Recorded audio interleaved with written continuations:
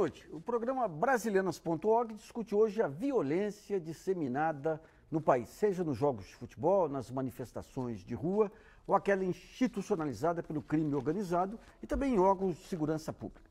No Brasil, a cada grupo de 100 mil habitantes, existem 27 vítimas de crimes, segundo o relatório da Organização Mundial da Saúde. Esse índice levou o Centro de Estudos Latino-Americanos a considerar o Brasil como sendo o 7º país mais violento do mundo. Para discutir esse fenômeno e a possibilidade de se construir um pacto nacional contra a violência sistêmica, convidamos hoje Tânia Pink, que é doutora em Ciências Políticas e major da reserva da Polícia Militar. O Antônio Maris de Oliveira, que é um dos mais experientes advogados criminalistas do país, e a doutora em Ciências Políticas e pesquisadora do Núcleo de Violência da USP, Camila Nunes Dias. Também contamos com a participação da jornalista Vanessa Casalino, que irá selecionar as perguntas encaminhadas pelo portal www.brasilianas.org. Nós vamos começar com a doutora Tânia Pink, porque devido ao trânsito em São Paulo, vamos aguardar no decorrer do programa a chegada do doutor Antônio Cláudio Maris e de Camila Caldeira Nunes Dias. Antes de iniciarmos o debate, acompanhe trechos de uma entrevista com o coordenador da série de pesquisas Mapa da Violência no Brasil, o sociólogo Júlio Jacobo. Vamos ver. A partir de 2004, 2005, já se começaram a ver mudanças objetivas na geografia espacial e da violência no Brasil. O que acontecia? Até mais ou menos a virada do século, até o ano 2000, fins da década de 90, virada de século, a violência estava altamente concentrada em umas poucas e grandes regiões metropolitanas do Brasil. Leia-se Rio, leia-se São Paulo, leia-se a região metropolitana de Pernambuco, que ano sim, ano não, encabeçavam sempre o mapa da violência brasileira até o ano 2000. Há na década de 80, 90, uma mudança no modelo de desenvolvimento brasileiro. Antigamente concentrado nessas regiões metropolitanas, os grandes capitais, os grandes investimentos migram ou para o interior dos estados, em função da guerra fiscal entre os municípios para atrair esses investimentos, ou para outros estados, até esse momento, virgens de desenvolvimento econômico. Surgem polos como Camaçari, na Bahia, surgem polos como Suape, em Pernambuco, como Arapiraca, em Alagoas. Começam a surgir polos de desenvolvimento que não têm um tipo de história enquanto estrutura do aparelho do Estado. E, junto com esses atrativos, também atrai criminalidade, mas sem uma estrutura, sem um aparelho do Estado que capaz de enfrentar, sem uma experiência no sistema de segurança dessas cidades. Por outro lado, no ano 2000, foi o primeiro Plano Nacional de Segurança Pública, na época do ministro Gregory ainda, que implanta o Fundo Nacional de Segurança Pública, que manda dinheiro àquelas unidades federativas e aquelas cidades mais violentas, que melhorou a segurança pública desses estados. Por exemplo, São Paulo, em 1999, era um dos estados mais violentos do Brasil e, neste momento, um dos 3 estados menos violentos do Brasil. Ele cai de uma taxa de 47 homicídios em 100 mil habitantes para 12, 13 homicídios. É alto, mas muito diferente do período anterior. Bom, vamos começar com a doutora Tânia Pink. Essa violência disseminada, que o doutor Júlio coloca aí como indo para o interior, a gente tem a violência do crime organizado e tem essa violência difusa de novos centros. Daria para você explicar um pouquinho como que é esse processo de migração da violência no país? A gente teve por muito tempo aqui no estado de São Paulo, a capital do estado como o centro que congregava as mais altas taxas de crime no estado. Isso estava muito relacionado a alguns fatores como desestrutura urbana, a migração, pessoas que vinham de outro estado para cá. Então, a cidade, de uma certa maneira, ela não estava preparada para essas mudanças e foram acontecendo e criando clusters de violência. Com o passar do tempo, algumas mudanças foram feitas. Na verdade, a gente não consegue exatamente explicar por que se deu essa queda do crime? Você tem várias explicações para isso, né? E começou a haver o que a gente chama de interiorização do crime. O crime começou a migrar da capital para o interior.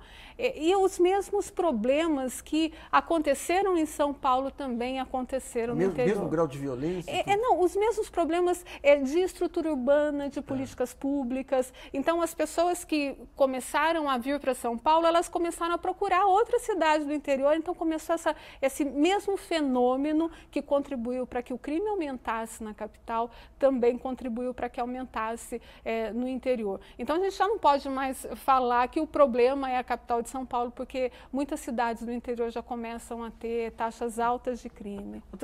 Nós fizemos um seminário uma vez e uma das hipóteses para essa redução do crime seria que o crime organizado na periferia, a droga principalmente, que eles estariam estabelecendo um controle contra esse crime, a violência difusa, porque chama a atenção da polícia, atrapalha os negócios. Isso aí tem algum fundamento?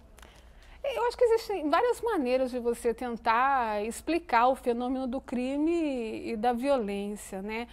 Eu prefiro a perspectiva da política pública, em que existe um paradigma clássico no Brasil que a gente tende a tratar o fenômeno do crime e da violência pela lógica da punição. Você dá pouca atenção para modelos alternativos de prevenção.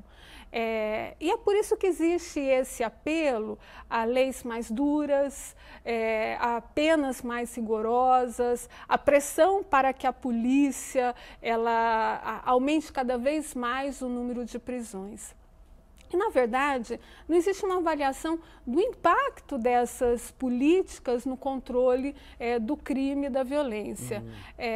Se a gente for analisar a segurança pública no Brasil hoje, o principal ator é o governo estadual em razão de ter as polícias militar e civil. E no estado de São Paulo, por exemplo, a gente tem uma política de aprisionamento muito elevada. Então, se prende muito e, na verdade, qual o efeito que isso está causando no controle do crime e da violência? Esse prende muito está ligado, digamos, a um viés do judiciário, um viés da polícia. A que você atribui? Eu acho que isso é uma política de governo do Estado. Tá. Então, se assumiu que para controlar o crime tem que aumentar o número de prisões. Eu não estou dizendo que não deva fazer assim, mas esse não pode ser o recurso principal. O governo municipal, por exemplo, ele pouco participa das questões de segurança pública, porque dentro da lógica de punição, o governo local, ele acha que a guarda municipal, não são todas as cidades que tem, né, é um ator que participa pouco. E, na verdade, a vocação da cidade, do município, é pela prevenção.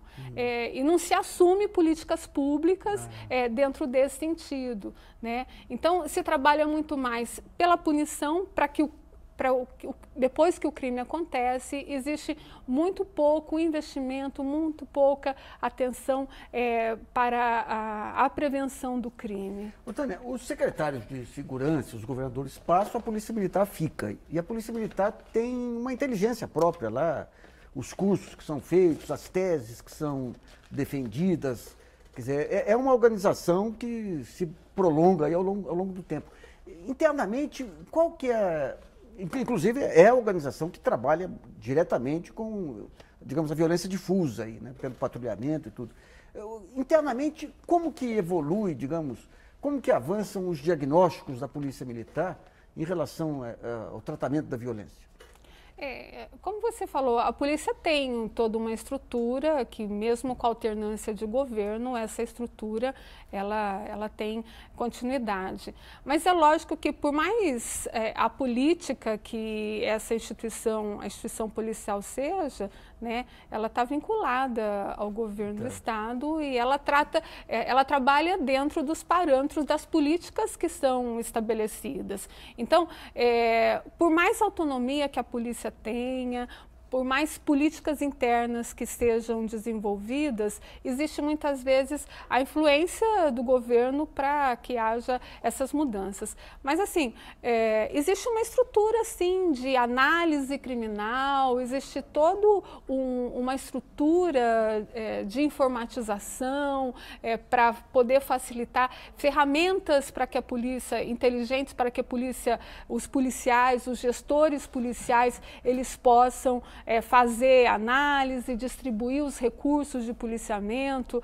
Os estados de São Paulo, Minas Gerais e outros estados do Brasil já estão avançados nisso, mas ainda do meu ponto de vista, essas políticas elas nem sempre são avaliadas. Né? Não se sabe qual é o retorno que isso tem. Então, acho que assim, a questão da gestão policial é algo que precisa haver um investimento maior. A gente teve em 2006 aquele episódio trágico aqui de maio de 2006, logo depois daquele ataque do PCC. Nós tivemos aí 2 semanas aí de mais de 500 pessoas sendo mortas aí.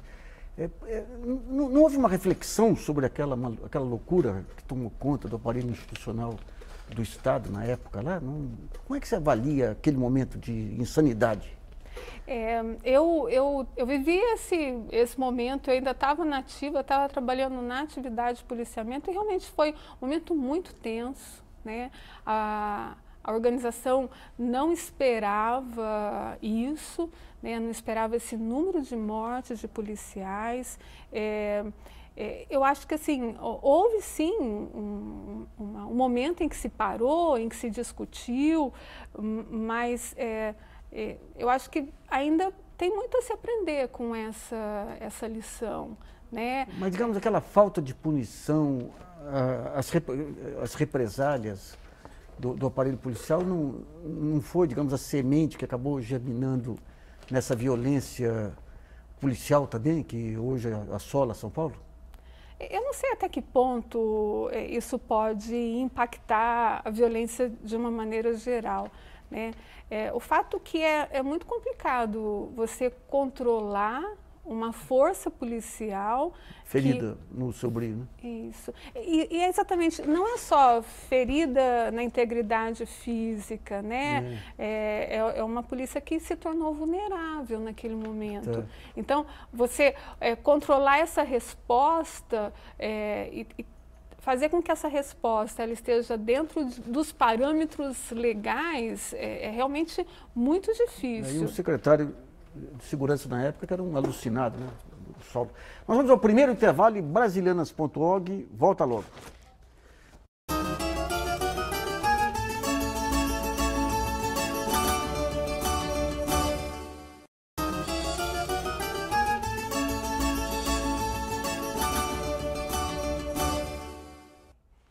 Voltamos a apresentar brasilianas.org, que hoje discute a violência disseminada no Brasil. Contamos com a participação da doutora em Ciências Políticas e major da reserva da Polícia Militar, a Tânia Pink, do advogado criminalista Antônio Mariz de Oliveira, que acabou de vencer aí o trânsito terrível, e da pesquisadora do Núcleo de Violência da USP, Camila Nunes Dias. Nesse segundo bloco, vamos entender um pouquinho as raízes da violência no país. Eu vou para Camila. Camila, esse negócio do brasileiro cordial, da sociedade cordial, do jeito descolado, que impressiona tanto os estrangeiros, no fundo esconde uma sociedade eminentemente violenta, né? Independentemente da época.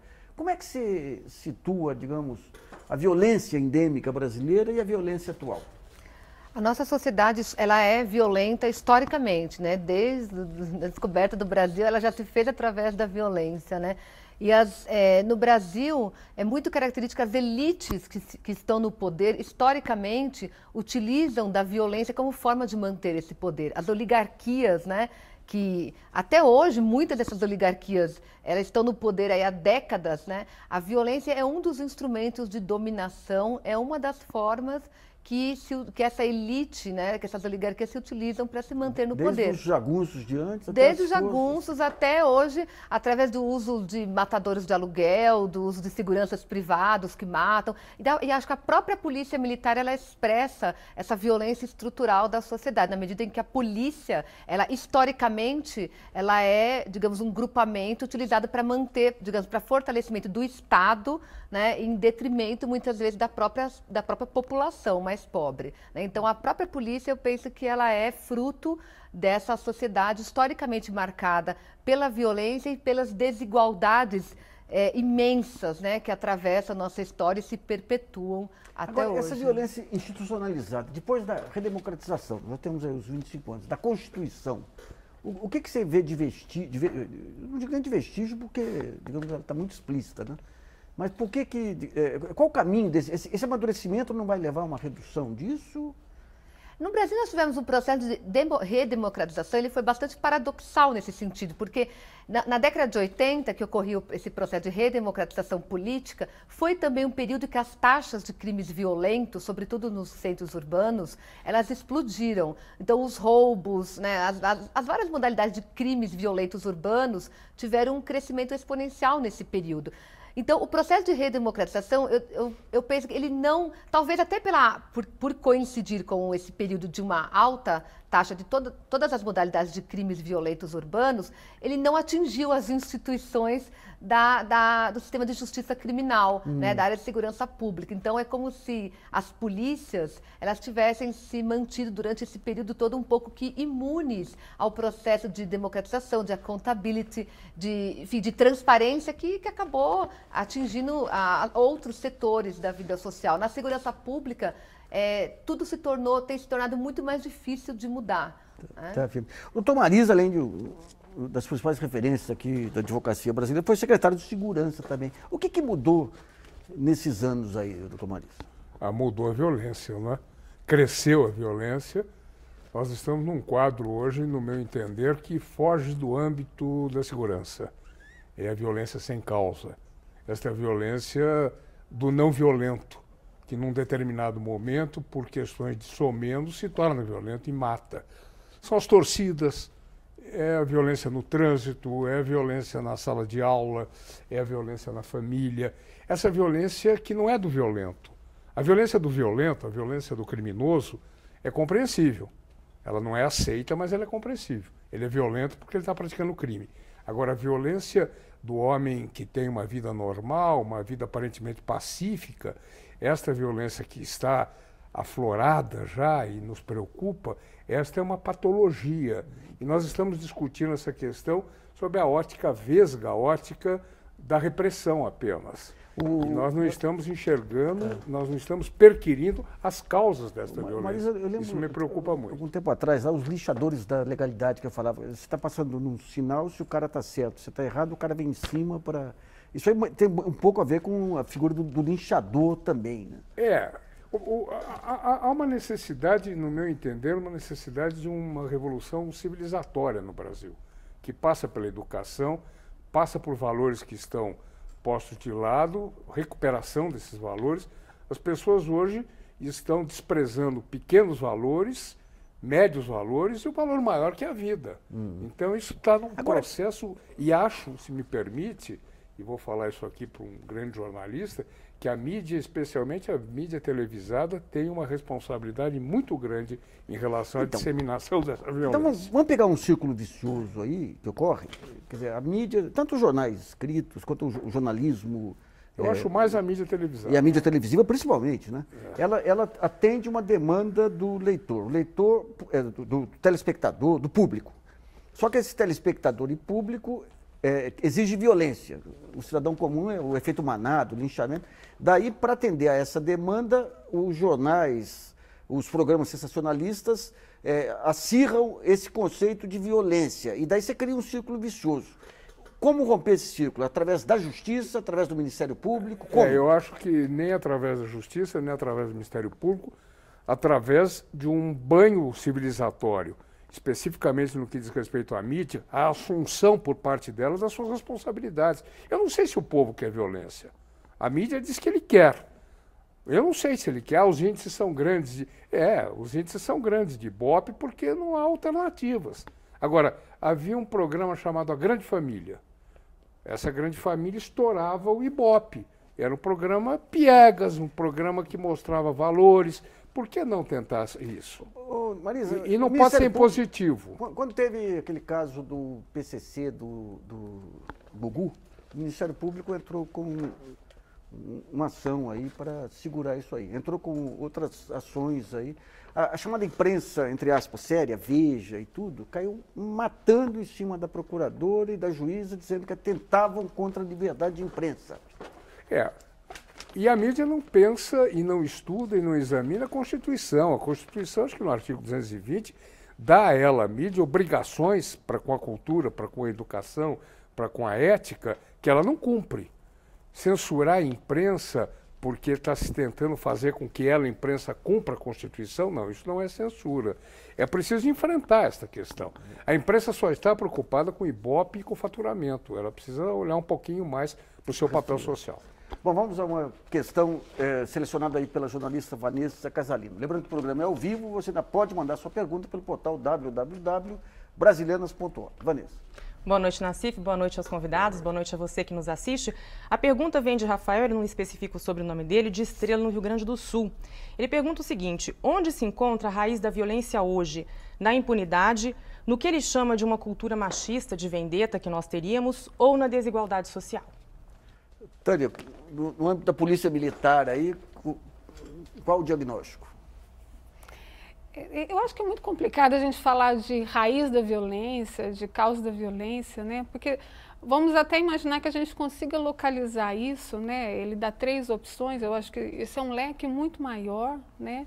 Acho que existem vários fatores que podem promover um comportamento violento, mas toda vez que você olha para as causas da violência, você vai tentar consertar essas causas para controlar a violência. Então, é como se a gente estivesse dizendo assim, olha, vamos acabar com essa sociedade machista, vamos controlar esse machismo, vamos diminuir a pobreza, vamos controlar o desemprego, e aí você fica condicionado a controlar esse problema que é muito grande para controlar a violência, né? Eu acho que assim, é importante entender esse processo, que as pessoas levam as pessoas a praticar comportamentos violentos, mas essa perspectiva sociológica da violência, eu acho que ela não nos ajuda a encontrar uma solução para esses problemas. Camila, como é que você vê esse quadro aí? Eu concordo com a Tânia que é uma questão muito complexa, que não é querendo enrolar, mas não há respostas simples nem diretas, né? Agora, eu acho que se a gente tem que esperar de algum lugar que se venha alguma ação no sentido de tentar romper com esse crescente, com esse círculo de violência, a gente tem que esperar do Estado, né? Não adianta esperar, por exemplo, aí situando a questão, por exemplo, polícia e criminosos. Não adianta esperar que o criminoso vá ter uma ação de romper com a violência. A gente tem que esperar, aí sim, as cobranças em cima das instituições do Estado. Se alguém tem que começar a romper com esse ciclo, são as instituições do Estado, são as autoridades. Só que o que a gente vê no Brasil, infelizmente, é o oposto, né? Em via de regra, as autoridades, muitas vezes, elas acabam estimulando a violência, e aqui em São Paulo a gente tem exemplos disso recente, em que autoridades acabam, muitas vezes, de forma direta ou indireta, ratificando aí episódios de violência cometidas, sobretudo pelas polícias, né? Então, você tem, as autoridades que têm a responsabilidade de ter uma conduta de tentar pacificar as situações, as tensões sociais, os conflitos, de tentar equacionar os conflitos sociais, que são muitos, de forma não violenta. Mas o que a gente tem visto está na contramão. Marisa, que já foi secretário, a gente tem uma estrutura hierarquizada aí na Polícia Militar, um pouco mais difusa na Polícia Civil, e tem a figura do secretário de Segurança. Qual que é o papel do secretário para segurar, para estimular a violência ou para amenizar a violência? Ele tem essa ascendência sobre as forças? Eu acho que as forças têm 2 características importantes, a hierarquia e a disciplina. Talvez exagerada na Polícia Militar, eu não sei, mas essas 2 características serviriam para que o secretário, para que o governador, para que as autoridades, enfim, tivessem, e se tivessem, uma voz de comando. Uma voz de comando ideologicamente correta, agir como? Agir para o quê? Agir em direção ao quê? Na verdade, os secretários entram, os secretários saem, e essa ideologia não é constituída. A única ideologia que nós temos hoje em São Paulo é a ideologia da prisão. É construir presídios. Nós não estamos atacando as causas. Há uma pesquisa muito recente, muito clara, tomando por base o Jardim Ângela, onde em metade do Jardim Ângela algumas políticas sociais foram praticadas. A criminalidade cai barbaramente. Isso é absolutamente palpável, não é conversa. Agora, precisaria ter uma ação social de combate ao crime, não existe isso. Uma coordenadoria. Eu diria até que hoje a violência é menos um problema policial do que um problema social. Eu ainda acho que é um problema social no que diz respeito ao crime violento e é um problema ético no que diz respeito à corrupção.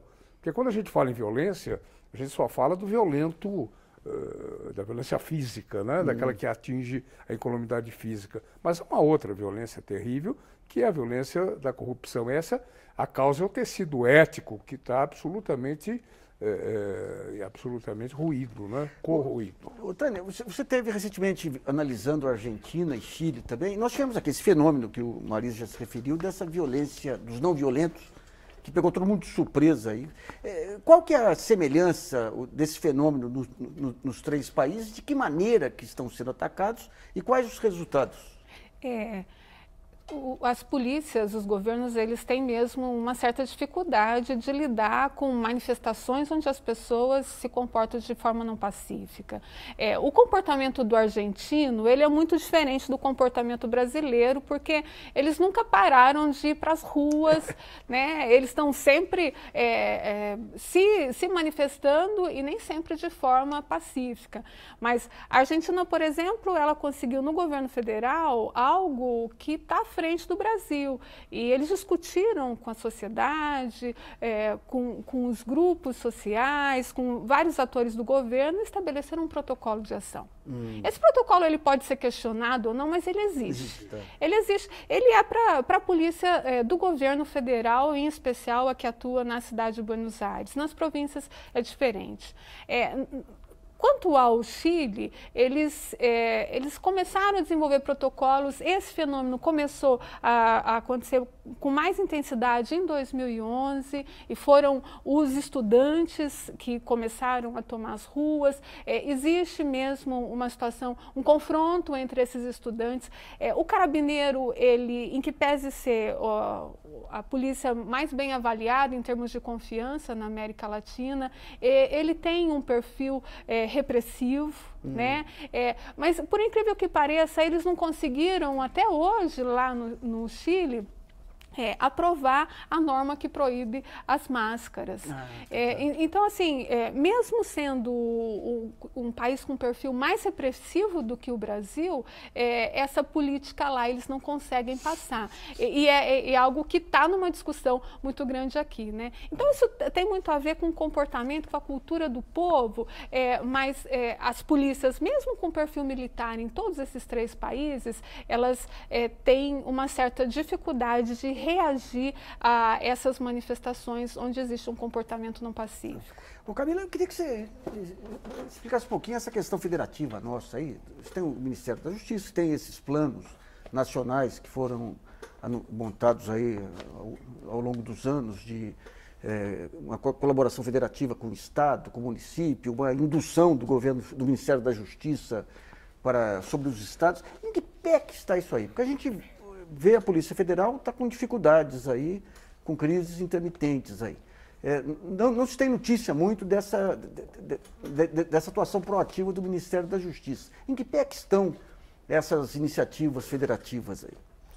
Olha, Nath, eu acho que não estão, né? Porque geralmente em períodos de crise, né? E aí a última grande notícia que se tem nessa articulação entre governo federal, estadual, etc., foi em 2012, na esteira daquela crise de segurança que ocorreu aqui em São Paulo, né, decorrência do assassinato de policiais militares, de chacinas, que supostamente como resposta de policiais militares a essas mortes. Então, naquele momento que se criou uma força-tarefa envolvendo o Ministério da Justiça, as polícias, né, federal, as estaduais, mas eu penso que isso não tem continuidade. Muitas vezes se anuncia isso, se cria essa força-tarefa, mas depois as polícias já não se conversam no âmbito estadual, as polícias não se conversam, elas já têm uma dificuldade enorme de articulação, de trabalharem juntas. Por exemplo, as estatísticas aí, a uniformização das estatísticas, o Ministério da Justiça conseguiu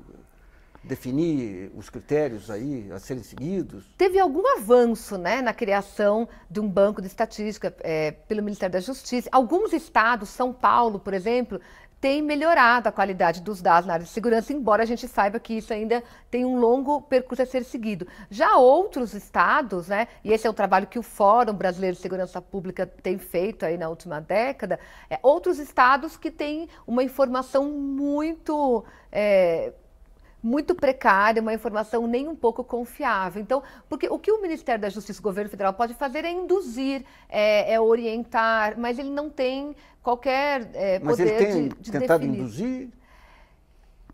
Olha, acho que tem tentado, mas as dificuldades são muitas. Um exemplo, claro, acho que é o caso do Maranhão, e aí não estou falando nem exatamente só dos dados, mas do próprio sistema prisional, né? Que você tinha verba federal para ser gasta, no âmbito do sistema penitenciário, e essa verba não foi gasta porque o Maranhão, o Estado não tinha um projeto adequado para ser utilizado. Então, isso é um exemplo. Geralmente, o governo federal ele busca induzir essas cooperações ou que os estados sigam os seus parâmetros através da liberação ou não de recursos. São Paulo, por exemplo, pouco depende de recursos federais. Então, São Paulo sempre segue um pouco à parte. São Paulo não está preocupado com as orientações, com as diretrizes federais, porque São Paulo não depende dessa verba, né? Então, realmente, a questão do Pacto Federativo na área da segurança acaba sendo, muitas vezes, um óbice para se resolver os problemas, para se homogeneizar as questões. Bom, vamos a mais uma pergunta selecionada pela jornalista Vanessa Casalino. Lembrando que o programa é ao vivo, você ainda pode mandar a sua pergunta pelo portal www.brasilianas.org. Vanessa.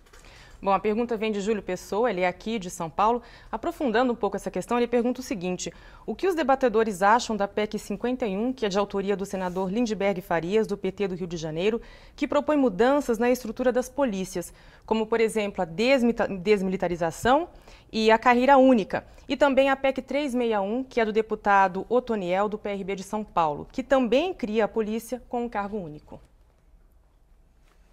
Bom, a gente estava comentando no intervalo aí essa questão da desmilitarização. Esse é um tema muito recorrente no debate sobre segurança pública no Brasil, né? Como você me salientou, eu estive lá na Argentina e no Chile, e uma coisa que eu estranhei é que a gente não ouve isso no debate lá.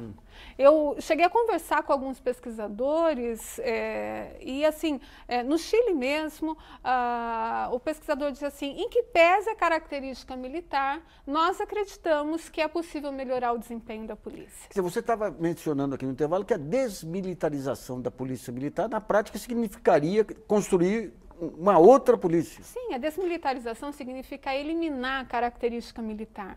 Essa é uma política que ela foi implementada na segunda metade da década de 1960. Então, quanto mais a política avança no tempo, mais dificuldade você tem de mudar esse modelo de política.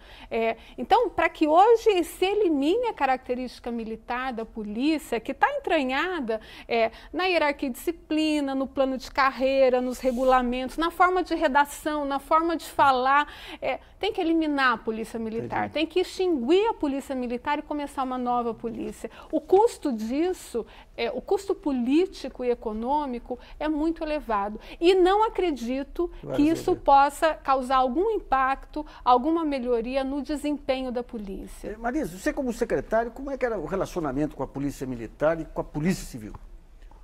O relacionamento sempre foi muito bom. A polícia militar, em razão dessa característica da hierarquia, ela é extremamente obediente, ela é extremamente pronta para agir de acordo com a voz de comando. O que falta é essa voz de comando, como eu já lhe disse. Falta uma ideologia de segurança pública. Eu queria fazer uma observação. Eu acho que, posso estar errado e peço desculpas de antemão, mas eu acho que o grande problema dessa questão da polícia ser polícia militar é uma questão cultural. Parece-me, posso estar enganado, repito, que a oficialidade, especialmente a oficialidade, entende que combater o crime, proteger o cidadão, é caput de minúcia. Porque a polícia militar é força auxiliar do exército, segundo a fórmula constitucional. Combater o inimigo externo. Quer fazer guerra. Ou então quer ficar quartelada. Parece-me que esta é uma cultura arraigada. Se é certa, se é errada, é uma outra questão. Mas é uma característica. É caput de minúcia, é uma diminuição. Eu proteger o cidadão comum, eu ir atrás do bandido nas ruas. Claro que fazem isso, não estou dizendo que não fazem, mas talvez se não fosse esta cultura, talvez se não fosse até a fórmula constitucional, fosse outro o desempenho da Polícia Militar. Eu entendo assim. Agora, também concordo, passar agora um processo de desmilitarização, com o país convulsionado, com a violência nas ruas, eu acho que é uma grande bobagem. O que precisa é a assunção por parte da Polícia Militar deste dever de proteger o cidadão através da Polícia Ostensiva. Bom, nós vamos para o segundo intervalo em brasilianas.org. Volta já.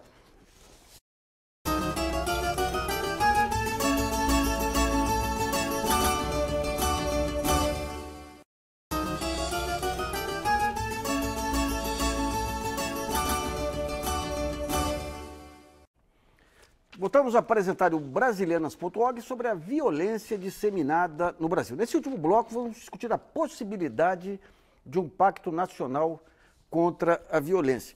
Doutor Marisa, de que maneira que se poderia conduzir esse pacto? Porque se depender da atitude voluntária de partes que faturam, você tem uma indústria, você tem hoje uma cadeia improdutiva da violência hoje, né? Seja noticiário de jornal, seja os programas sensacionalistas, seja o aparato de segurança, seja a cabeça do judiciário que é para condenar. De que maneira que se poderia sensibilizar? Quem que teria que ter essa iniciativa? Olha, eu tenho uma opinião muito minha, muito particular. Eu acho que o discurso da segurança pública no Brasil terminou. Nós precisamos mudar o discurso. Esse discurso de que a única solução para o crime é a cadeia, esse discurso de que as causas devem ser relegadas, o importante é punir e não prevenir o crime, é preciso que se modifique este discurso. É preciso que se entenda, para que não se repita o erro no futuro, que uma das causas da violência é sim, e não neguem isso e querem negar, é sim a pobreza. Dizer que não é a pobreza porque todo pobre seria bandido, se assim fosse, não. A desigualdade social é fator de violência. O menino carente de 20 anos atrás é o bandido de hoje. O menino que nós pegamos um dia, colocamos dentro de um ônibus e jogamos em Camanducaia, o menino que no Rio de Janeiro foi morto na Candelária, o menino que em Minas Gerais, com chupeta na boca, era jogado, conforme as fotos dos jornais, era jogado... Isso é desigualdade social, isso é absoluto desprezo pelo social. Então o discurso tem que ser modificado. Esse pacto tem que passar pela detectação das causas da violência. Não tem conversa. Se continuarmos nesse discurso repressivo, nós vamos continuar a enxugar gelo, como nós estamos fazendo há 50 anos. Maria, só um depoimento. Tempos atrás, o IBGE fez um estudo em cima do PNAD e constatou que casas onde você tinha aposentados ou pensionistas, você tinha mais crianças, 55% era arrimo de família. Ou seja, aquele dinheiro, a melhoria do salário mínimo para a Previdência, ajudava a criança a estudar mais, se alimentar, ou seja, você tinha economia. Para quem só pensa em ter a visão financista, você tinha economia na questão de segurança, porque era uma criança a menos aí nas garras do crime organizado, você tinha na educação, você tinha na saúde.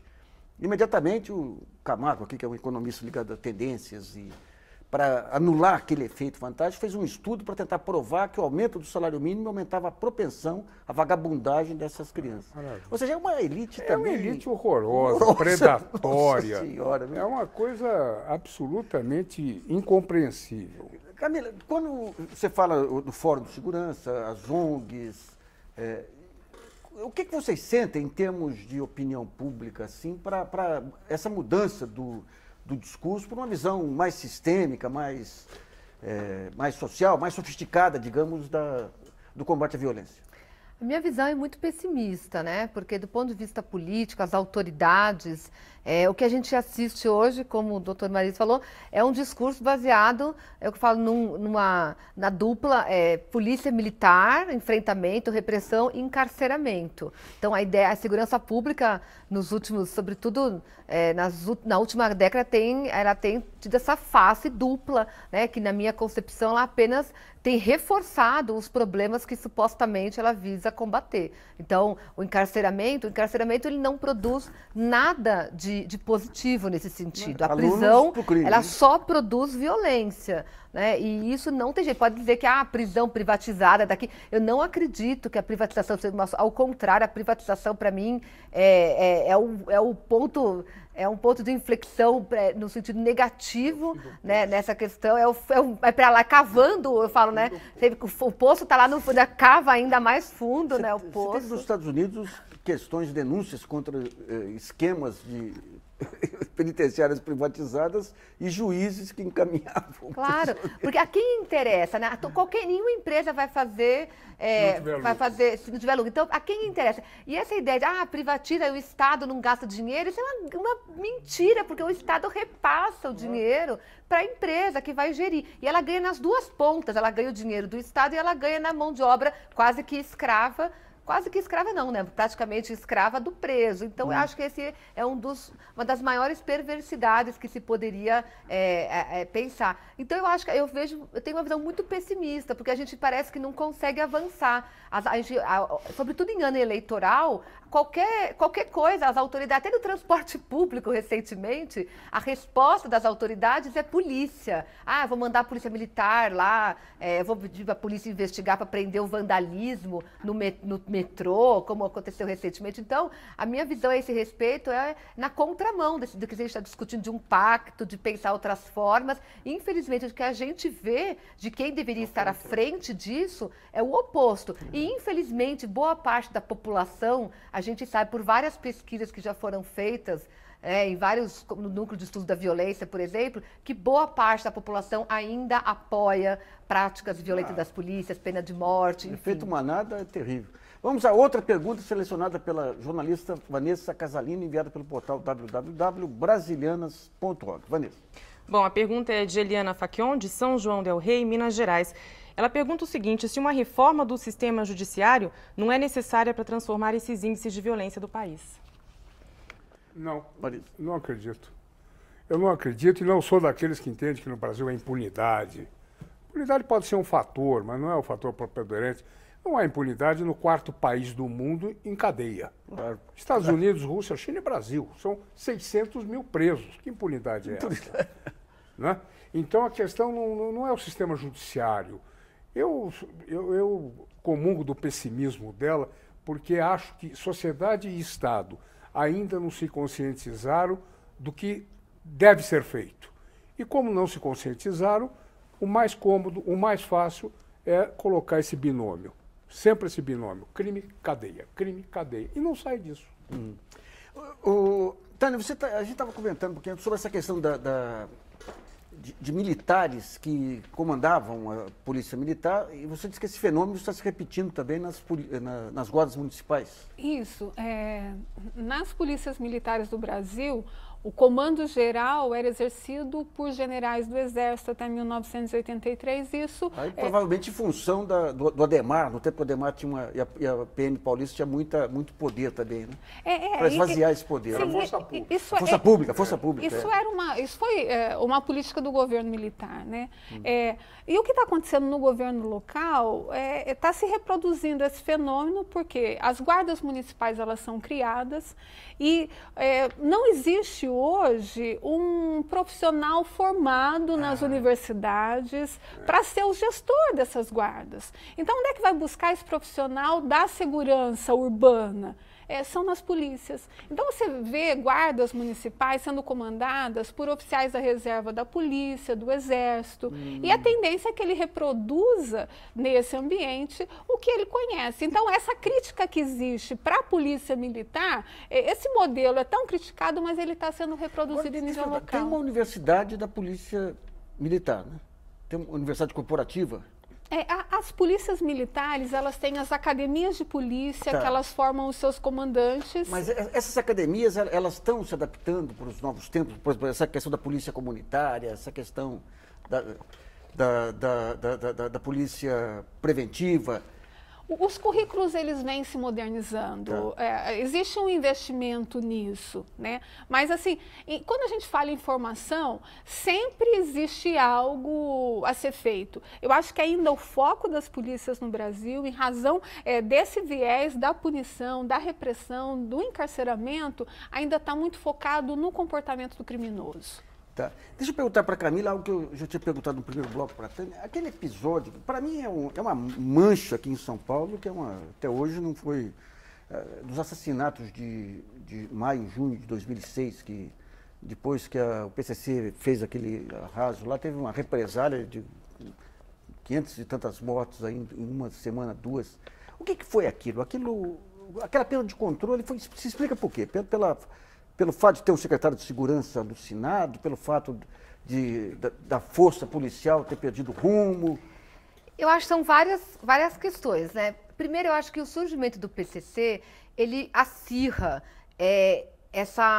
esse ódio existente entre, claro, que criminoso, né? Desde o Lúcio Flávio, é bandido, polícia, enfim. Mas eu acho que o surgimento do PCC como uma organização capaz de articular ações planejadas contra o Estado, contra a polícia, acaba acirrando essa relação, incorporando ainda mais ódio, né? Nessa relação entre polícia e criminosos. E eu falo ódio de ambos os lados, né? Então, a polícia passa, acho que a ser ainda mais violenta, assim como os próprios criminosos também. Eu acho que em 2006, você tem, então, o PCC arrasou, né? Mas eles mataram, acho que na época, foram cerca de 80 mortes atribuídas aos ataques do PCC, só que a resposta da polícia foi sim, arrasadora, porque morreram mais de 400 pessoas na sequência, né?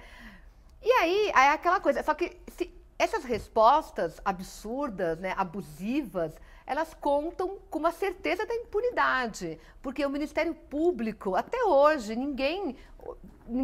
quase ninguém foi punido por aquilo. Não teve um acusado, não teve uma responsabilização. Então, eu acho que é a certeza da impunidade, porque aí tem a ver com essa cultura, tem a ver com as questões políticas, tem a ver com uma certa condescendência com a violência policial, entendida como uma resposta ao crime organizado. Mas não é assim que a polícia tem que responder. E 2012 foi um processo semelhante. A cada policial morto, depois naquela mesma região, você tinha uma chacina, que morria 3, 4, 5 pessoas. Então, tudo induz a gente a pensar, tudo indica que era uma retaliação também. Ou seja, é a polícia se comportando, se igualando ao criminoso.